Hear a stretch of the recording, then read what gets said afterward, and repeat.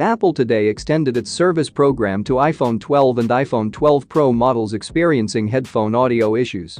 The program currently applies to affected iPhone 12 or iPhone 12 Pro devices for up to 3 years after the device was first retailed, up from 2 years earlier according to Apple. Apple kicked off a service program in August 2021 after the company determined that a very small percentage of iPhone 12 and iPhone 12 Pro devices may experience audio problems due to a component that could be damaged on the headset module, also known as the receiver. The problem may cause the headset not to make sound during phone calls.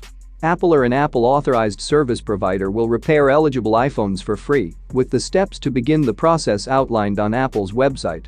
According to Apple, the affected devices were manufactured between October 2020 and April 2021, and this program does not apply to the iPhone 12 mini or iPhone 12 Pro Max models. To make sure that you don't miss out any update in the technology world, particularly Apple, smash that red subscribe button and turn on the bell icon. Also tell us what you think about this in the comment section. Thank you for watching.